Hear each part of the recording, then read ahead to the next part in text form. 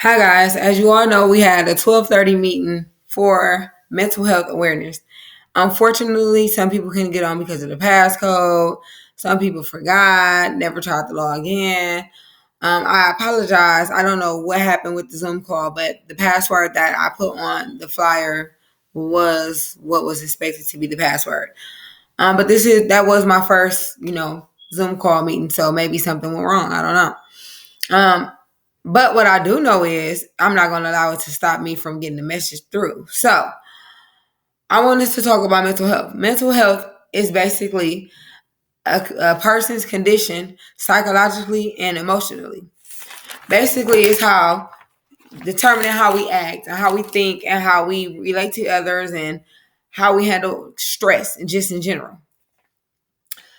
The two things I wanted to touch on that are very important are depression and suicide. We are seeing a lot of suicides in our Black community, and nobody is acting as if they're aware of even the signs that people are having that lead up to suicide. We have to be aware. If we see something, we have to say something.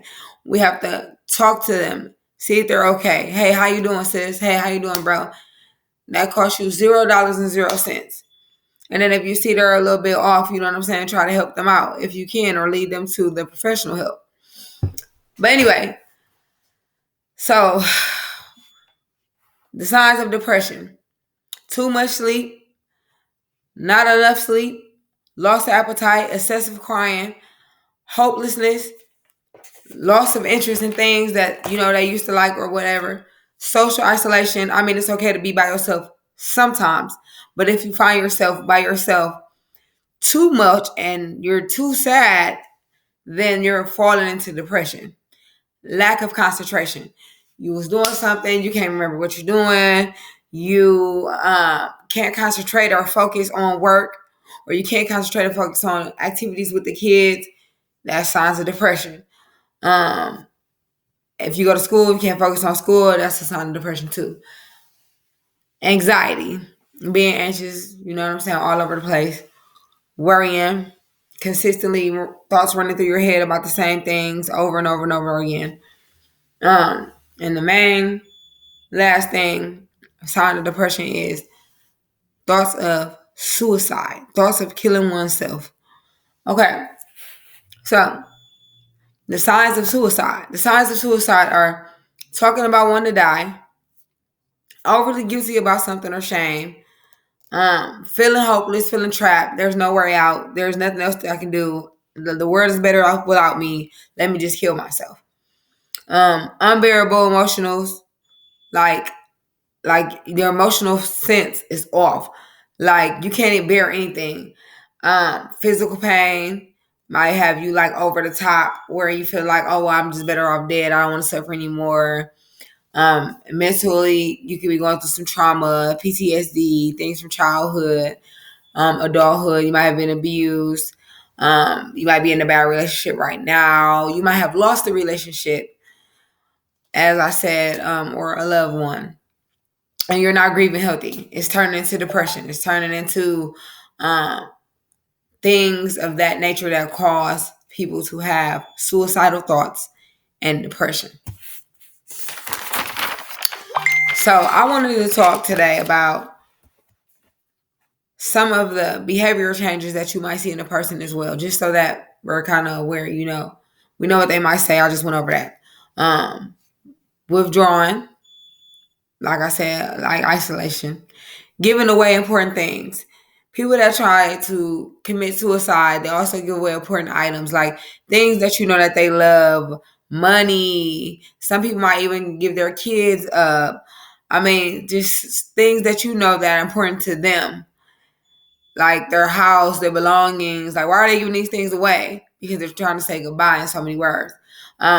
Taking extreme risks, drinking and driving, doing drugs, all over the place. You know what I'm saying? Just a little bit more than usual. Somebody may be a drinker, but may be heavy drinking. Somebody may be a smoker, but they smoking like every day, every second, every minute. You know what I'm saying? That's not healthy. That's not a healthy balance. And that's a sign that they can be on the verge of suicide.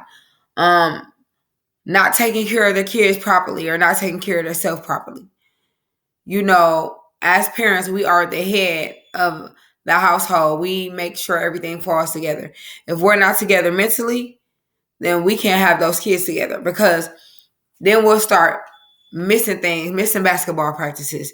We'll start missing parent teacher conferences. We'll start not even answering the phone for the teachers because we're going through our own depressions, our own things. We'll start not paying attention to how they dress, and are they dressed right? Are they clean? Have they gotten a shower? Have they ate?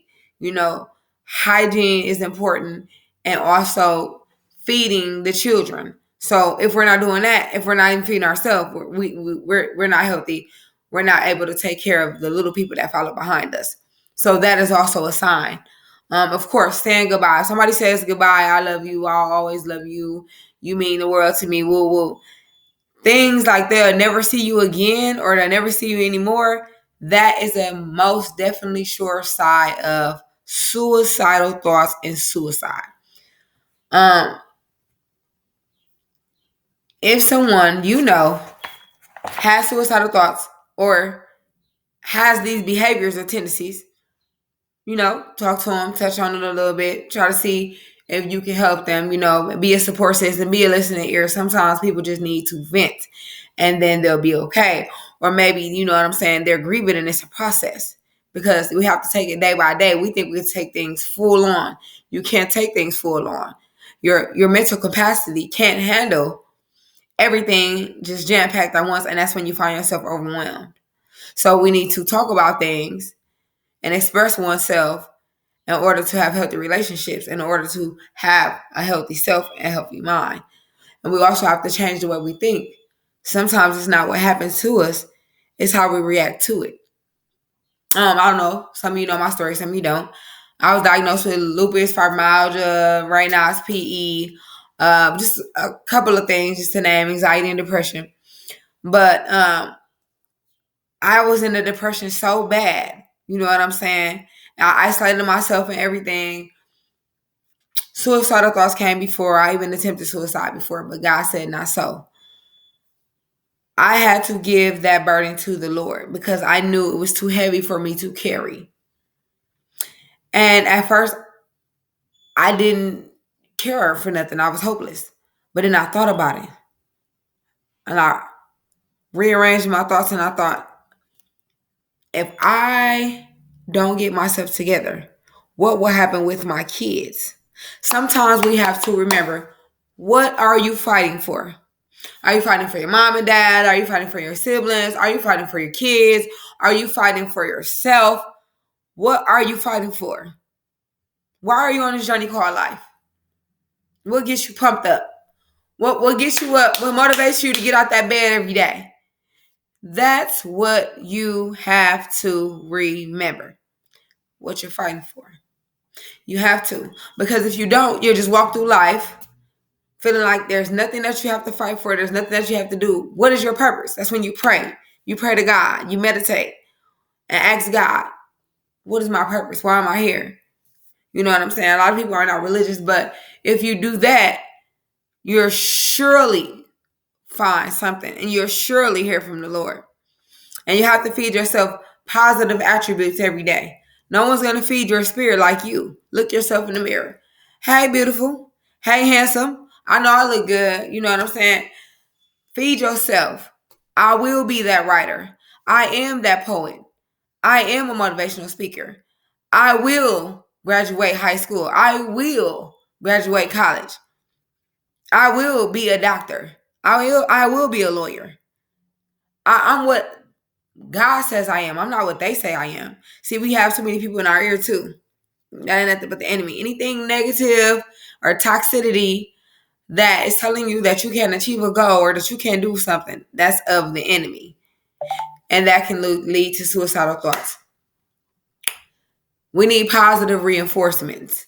So some of those positive reinforcements that I have, healthy outlets, I'm not going to get too heavy into them because of time's sake, but me time. You always need time to yourself. Time to think about what you're going through, not time to stress over it. Think and strategize about ways to solve it. If it's something beyond your control, you give it away. You give it to God. You pray about it. And you be still and you know that he is God. You have to have faith. For without faith, it's impossible to please God. So that's number one. Number two, mindset change. Change your mindset of how you think and how you react to problems. Sometimes we overreact to situations that are really, really small, and it can lead us to bad health along the way.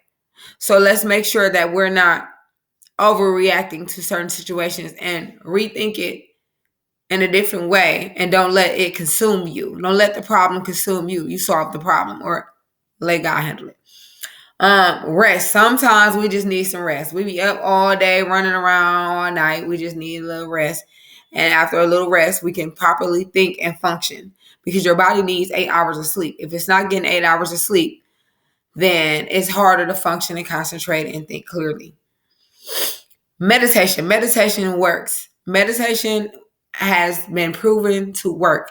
Studies from Harvard, one of the smartest schools, one of the top Ivy League colleges, studied meditation, and it actually works. Deep breathing, meditating on whatever you want in your life or whatever you're trying to receive in your life, peace, you know what I'm saying, healthy eating, whatever you're trying to do.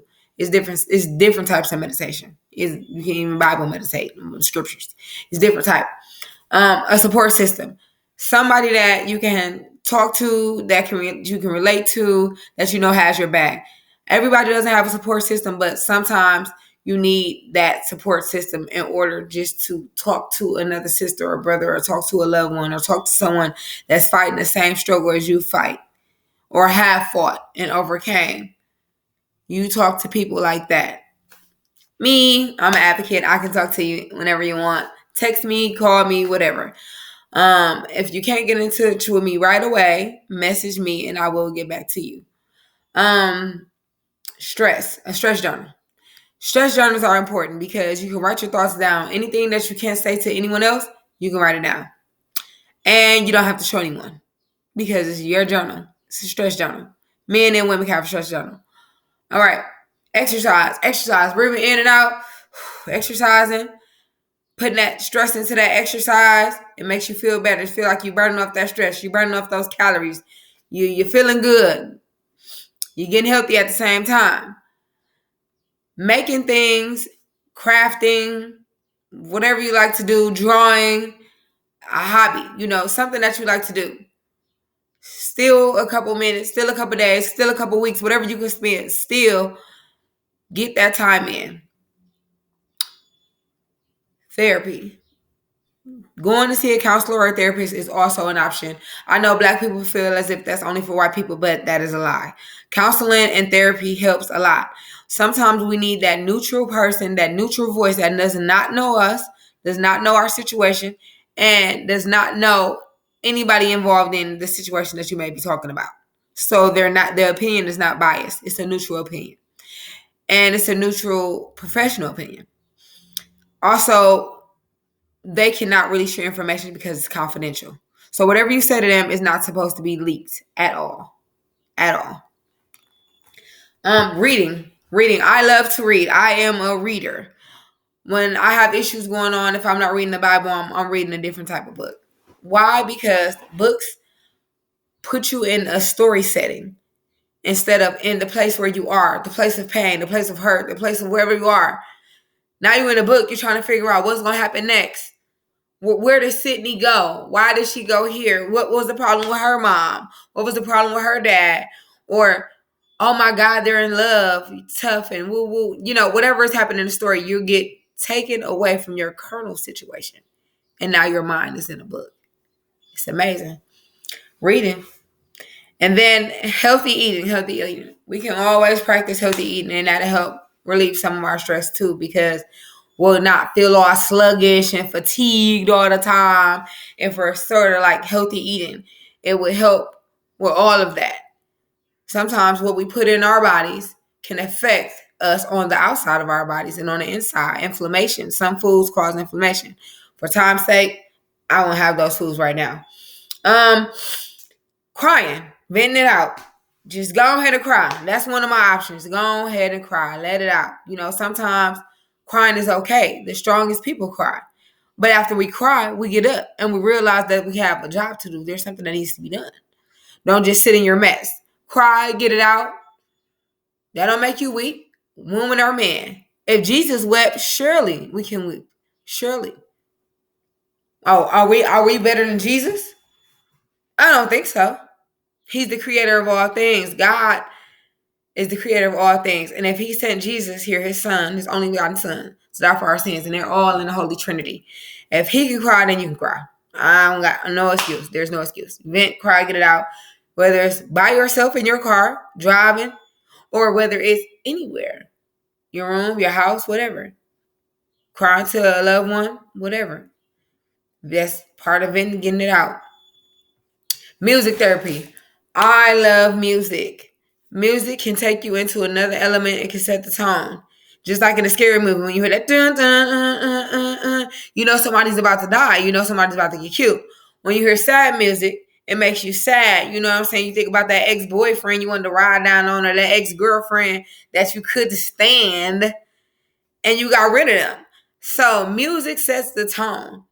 So if you play songs that you like, that you jam to, that you vibe with, it can be therapeutic to your mind and to your brain. And now you're in another zone. Now you're in another place. Music is powerful, y'all. Don't sleep on music. Also, rapping, writing poetry, things of that nature, that is also another outlet. Once again, I know you guys heard me say this before. It's okay not to be okay. It's okay not to be okay. A lot of us aren't okay. But we take it day by day, step by step. We don't try to just take everything head on, because then we'll crash and we'll feel like the whole world is falling on our heads. We have to stay patient. We have to. And we have to do it one step at a time. Do what you can do. Only what you can do. Don't try to overdo it. And then also, you need that rest. I know a lot of you already knew me and some of y'all don't, but if I can overcome, and this was something that I was fighting for years, surely you can be an overcomer too. I have faith and I believe that the same God that did it for me can do it for you. And thank you guys for watching this video. I will try another Zoom. I don't know what happened, but you know, sometimes the devil will get busy. He never wants you to have a voice. If you notice, every time you get ready to tell somebody the truth or tell the truth about something that happened, or they'll make it where the truth is reversed into a lie or conformed into something else to deceive and stuff like that, like to be made negative. No. Don't allow anything or anybody to take your voice, because your voice matters. You matter. Your mental health matters. And if you keep it bottled all in, guess what? One day you're going to explode. One day you're going to feel overwhelmed. Then you're going to get those suicidal thoughts. Then you're going to be depressed and have anxiety. No. We have to have a healthy balance. And I'm praying for y'all, and that y'all have a healthy balance. And y'all keep me in y'all prayers too, because I'm not Superwoman either. No one is perfect.